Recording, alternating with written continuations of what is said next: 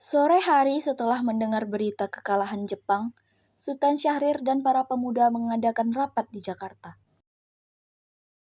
Bengawan Solo, riwayatmu ini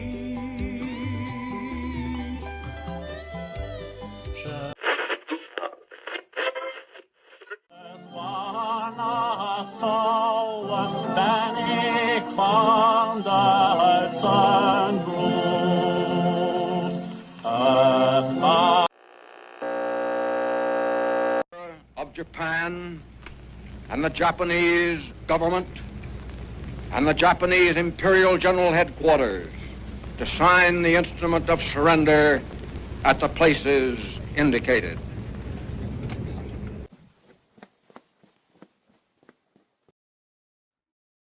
Pada tanggal 14 Agustus 1945, Jepang menyerah tanpa syarat kepada sekutu. Berita tentang kekalahan tersebut sangat dirahasiakan oleh Jepang. Bahkan, semua stasiun radio disegel oleh Jepang. Tetapi, ternyata siaran tersebut tertangkap di Indonesia dan Sultan Syahrir mendengarnya. Assalamualaikum. Waalaikumsalam. Saya sudah mendapat berita menggembirakan bagi kita semua bahwa Jepang telah menyerah kepada sekutu. Saya mendengar berita tersebut dari radio luar negeri, maka telah terjadi kekosongan kekuasaan di Indonesia. Sungguh kabar gembira yang Anda kabarkan tadi. Tapi, apa itu kekosongan kekuasaan? Biar saya perjelas. Jadi sekarang Jepang sudah tidak lagi berkuasa karena telah menyerah kepada sekutu, sedangkan sekutu belum menguasai Indonesia. Baiklah, saya mengerti. Terima kasih. Lalu, apa yang harus kita lakukan untuk mengisi kekosongan kekuasaan ini? Bagaimana jika kita meminta kepada Bung Karno dan Bung Hatta untuk memproklamasikan kemerdekaan Indonesia secepatnya? Ya, saya setuju dengan itu. Ini memang waktu yang tepat untuk memproklamasikan kemerdekaan Indonesia. Baiklah, kalau kalian semua setuju, mari kita pergi ke rumah Bung Karno untuk membicarakan hal ini. Apa kalian semua setuju? Setuju! Tapi, jangan sampai proklamasi kemerdekaan diproklamirkan oleh PPKI. Mengapa Anda berpendapat seperti itu? Karena PPKI adalah badan pembentukan dari Jepang. Kita tidak ingin ada campur tangan dari Jepang untuk memproklamasikan kemerdekaan kita sendiri. Maka dari itu, marilah kita sepakat untuk menolak berbagai bentuk hadiah dari Jepang. Karena kemerdekaan ini, kita akan menyusun sendiri. Hebat sekali. Kalian semua harus pergi ke kediaman Soekarno untuk memberitahukan kabar ini.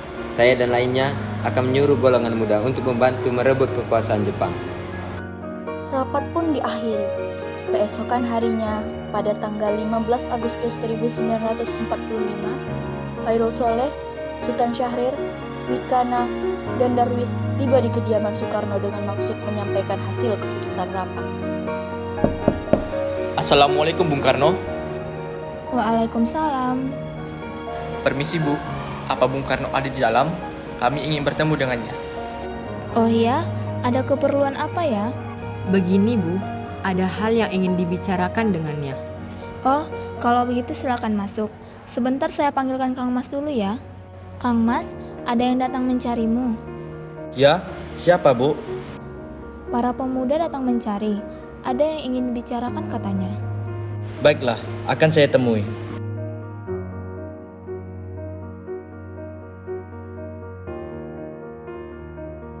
Oh ya, silahkan duduk. Saya dengar dari istri saya ada yang dibicarakan. Perihal apa itu? Begini, kami mendapat kabar bahwa Jepang telah menyerah kepada sekutu. Jadi, otomatis telah terjadi kekosongan kekuasaan di Indonesia. Maka dari itu, kemarin kami mengadakan rapat dan hasilnya semua setuju agar Bung Karno dan Bung Hatta segera menyusun kemerdekaan secepatnya. Mungkin akan saya usahakan setelah dirundingkan dengan anggota PPKI lainnya. Tidak, kita tidak bisa menunggu lebih lama lagi, karena ini merupakan waktu yang tepat untuk memproklamasikan kemerdekaan Indonesia. Apa kalian tidak memikirkan bahaya yang akan kita dapat bila kita senekat itu untuk memproklamasikan Indonesia? Jepang pasti akan menyerang kita. Justru itu, saat ini Jepang bukan penguasa Indonesia lagi. Jadi, untuk apa kita menyia-nyiakan kesempatan ini? Nanti saja setelah kita bicarakan dengan anggota PPKI. Saya tidak berharap Anda melaksanakan rapat PPKI terlebih dahulu. Karena saya takut Jepang tahu tentang rencana itu tadi menghalangi Indonesia merdeka. Tapi PPKI merupakan satu-satunya cara untuk memerdekakan Indonesia. Tapi Bung, kami tidak ingin merdeka oleh Jepang. Baiklah, tapi berikan saya waktu untuk berunding dengan para golongan tua. Baiklah, kalau begitu kami pamit dulu.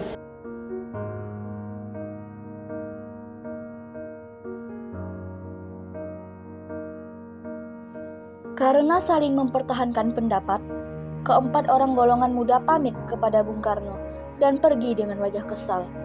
Lalu, Soekarno meminta golongan tua untuk ke kediamannya. Bagaimana ini, Bung? Para pemuda mendesak kita untuk memproklamasikan kemerdekaannya. Tapi kita tidak boleh gegabah, Bung. Kita butuh waktu untuk mempersiapkan semuanya dengan matang agar tidak terjadi sesuatu yang tidak kita inginkan. Saya setuju. Sekarang yang terpenting adalah bagaimana menghadapi mereka yang menguasai negeri ini dan acara kemerdekaan dalam rapat PPKI 18 Agustus. Gimana, Bung? Ya, lagi pula mereka masih muda. Cara berpikir mereka masih pendek. Kita harus memiliki masa depan agar kita bisa mempersiapkannya dengan matang. Kalau tidak, bagaimana nanti jika mereka semua berantakan? Baik, Bung. Berarti kita semua setuju. Meski berat hati dengan keputusan Soekarno, para pemuda yang telah meninggalkan kediaman Soekarno tetap tidak putus asa. Mereka pun menyusun strategi bagaimana membuat Soekarno dan Muhammad Hatta untuk memproklamasikan kemerdekaan sesegera mungkin. Akhirnya, mereka memutuskan untuk mengasingkan kedua tokoh tersebut ke Rengas Dengklok agar terhindar dari pengaruh Jepang di Jakarta. Sekarang, apa yang harus kita lakukan? Sementara para golongan tua enggan mengikuti kemauan kita. Bagaimana kalau kita asingkan Bung Karno dan Bung Hatta keluar daerah Jakarta agar terhindar dari pengaruh Jepang? Tapi, kemana ya? Bagaimana kalau ke Rengas Dengklok? Di sana keamanannya terjamin. Iya, saya setuju dengan itu. Apa kalian semua setuju? Setuju! Para pemuda pun menyetujui ide darurat tersebut. Pada malam hari, Insinyur Soekarno dan Muhammad Hatta dibawa oleh sekelompok pemuda menuju Rengas Dengklok. Rombongan ini berangkat dari kediaman Soekarno yang dikawal oleh pasukan peta di bawah pimpinan Darwis. Assalamualaikum, Bung. Ada apa ini?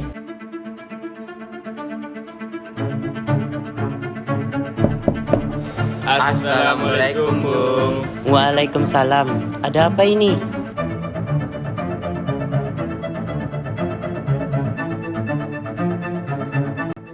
Rombongan Insinyur Soekarno dan Muhammad Hatta tiba di Rengas Dengklok dengan selamat pada waktu subuh tanggal 16 Agustus 1945.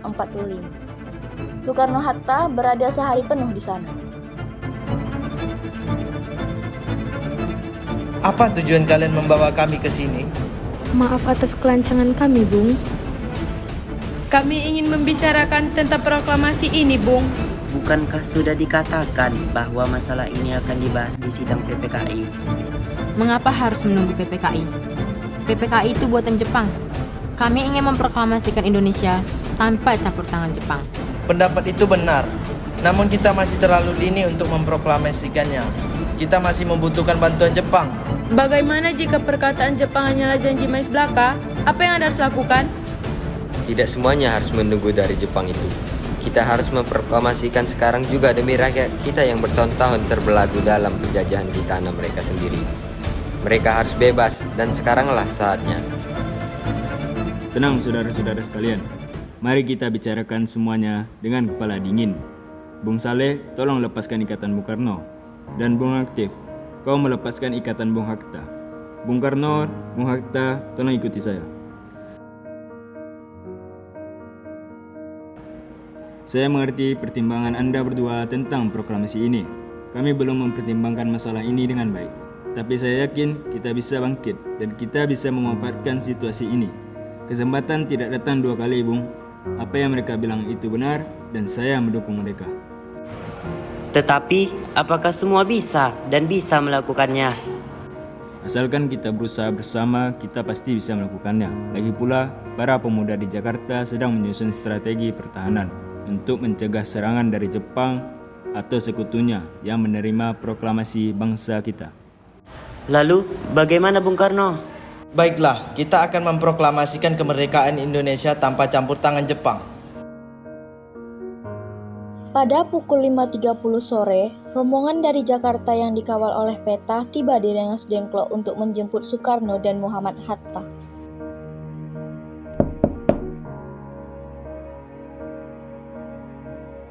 Syukurlah, kalian baik-baik saja. Jadi, bagaimana keputusannya?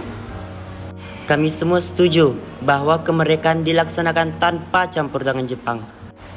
Lalu, kapan kita akan melaksanakannya? Bagaimana jika besok pasukan di Jakarta sudah bersiap? Ya, kita akan melaksanakannya lebih cepat. Selesailah perundingan di Rengas Dengklok. Semua anggota golongan muda maupun tua kembali ke Jakarta untuk membahas lanjut rencana proklamasi kemerdekaan. Mereka membahasnya di rumah Laksamana Maeda.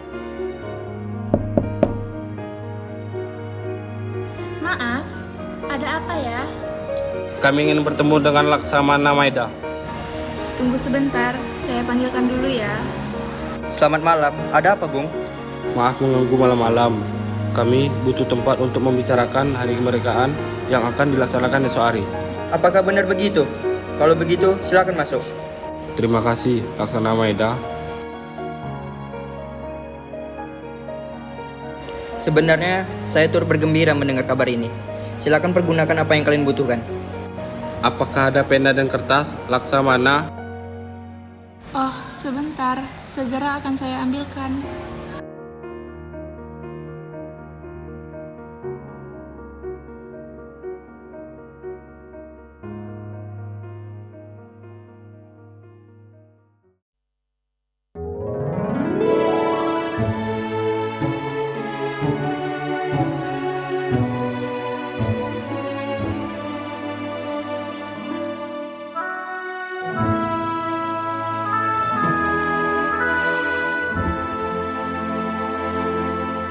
Bagaimana dengan penandatanganan naskah proklamasi? Menurut saya, naskah proklamasi sebaiknya tidak ditandatangani oleh anggota PPKI. Karena PPKI adalah buatan Jepang. Kita sudah sepakat tadi bahwa proklamasi akan dilaksanakan tidak dengan campur tangan Jepang. Adakah dari kalian yang berpendapat untuk menyelesaikan masalah ini? Bagaimana jika naskah ini ditandatangani oleh hadirin datang saat ini? Seperti ketika Amerika menandatangani teks deklarasi mereka. Jangan, kita tidak boleh meniru bangsa lain. Kita harus berbeda dari bangsa lain, Bung. Lalu, bagaimana Bung Karno? Karena ini semua berkat jasa Indonesia. Berarti atas nama bangsa Indonesia. Ya, saya setuju. Dan saya juga mengusulkan, bagaimana jika yang menandatangani naskah ini adalah Anda dan Bung Hatta sebagai wakil dari bangsa Indonesia. Bagaimana? Usulan yang bagus. Bagaimana hadirin? Setuju! Tolong Anda ketik naskah proklamasi. Baik, Bung. Laksamana, apakah ada mesin ketik di rumah ini? Ada, mari ikuti saya.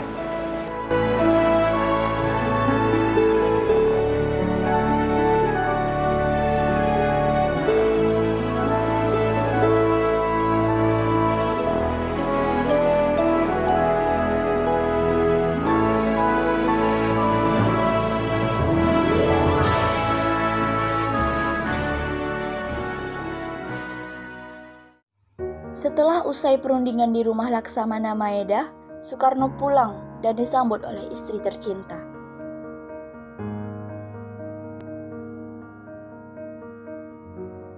Alhamdulillah, semuanya berjalan dengan lancar. Terima kasih Ibu telah menemani saya di masa-masa yang sulit ini. Terima kasih juga kepada Tuhan Yang Maha Esa yang telah memberikan kita jalan untuk memproklamasikan kemerdekaan bangsa kita. Bagaimanakah kalian akan merencanakan proklamasi besok akan berlangsung? Sudah, kita akan melaksanakan upacara bendera yang diiringi lagu Indonesia Raya, karya Bung Supratman. Oh iya, bukankah kita belum punya bendera? Lantas bagaimana? Ya ampun, lupa. Bagaimana kalau ibu saja yang menjahitkan benderanya? Tapi, ibu tidak punya kain, Pak. Yang ada hanya kain merah dan kain putih. Lantas bagaimana? Tentu saja. Kalau begitu, buatlah bendera dengan sederhana. Yang penting kita ada niat. Baiklah, Pak. Ibu punya ide. Bagaimana kalau kita namakan saja benderanya Sang Saka Merah Putih? Bagaimana? Baiklah, kita akan menyebutkannya Sang Saka Merah Putih. Ya sudah, Bapak bersiap sana saja dulu untuk mempersiapkan proklamasi besok. Iya, Bu.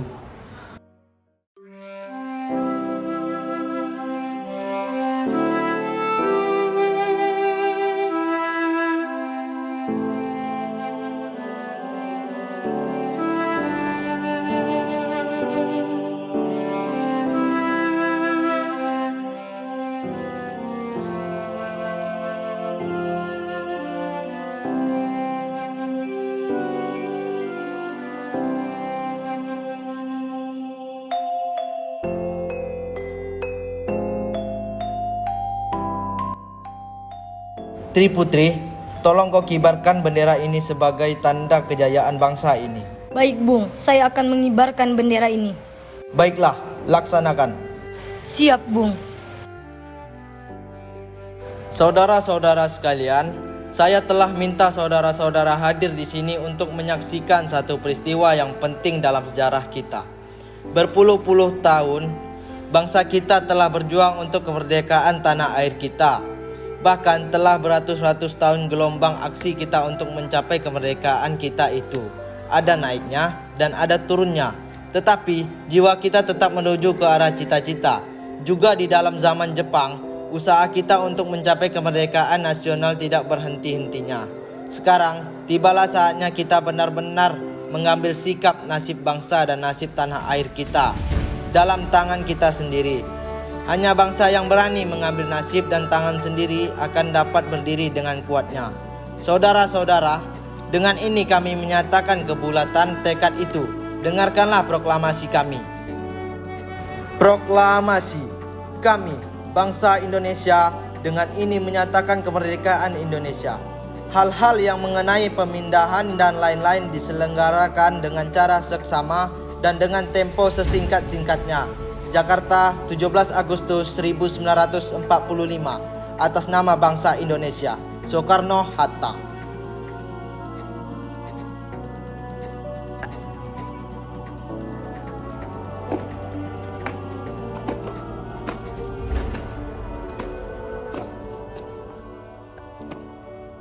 Bendera, siap!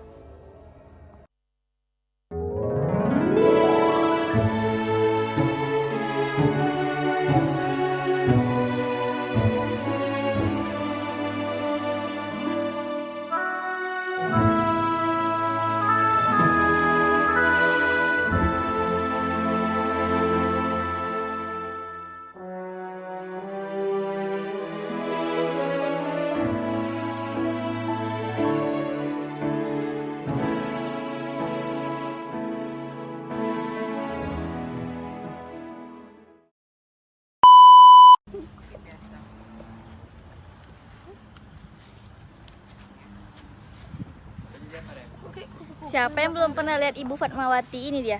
Iya. Kan izin kau. Ngumpet Ibu Fatmawati. Halo. Ini Ibu Fatmawatinya Kristen.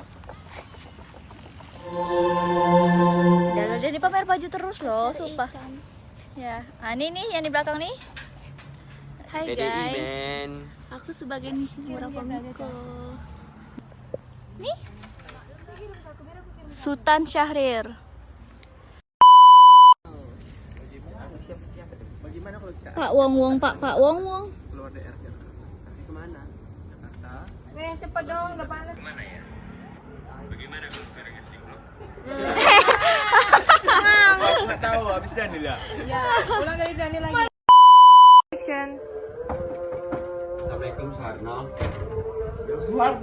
Action. Assalamualaikum Bung Kar. Action. Assalamualaikum Kar. Bung. Belum assalamualaikum lah. Assalamualaikum Bung. Bisa mau nggak jawab? Buka lu. Bukan tujuan kalian membawa kami ke sini.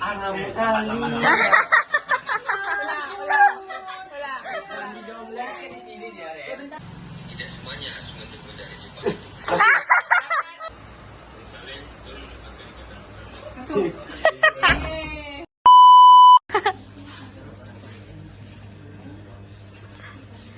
Check outfit.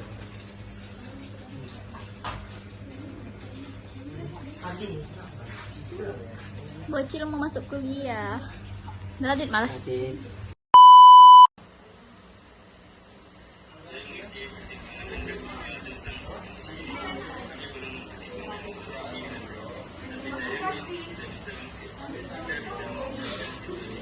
Ngomong lah.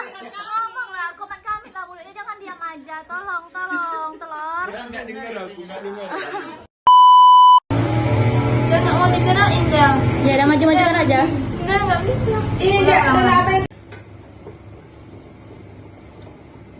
Kok mundur ya sama aja. Oh iya, Bu. Saya turut bergembira mendengar kabar ini. Dah.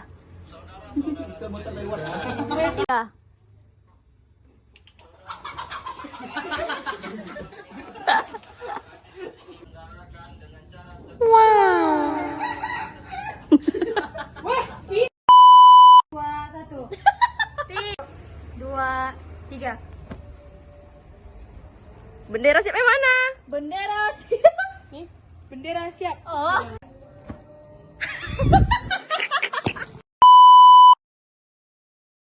Halo, saya Indah Lestari berperan sebagai Miss Mura Komiko.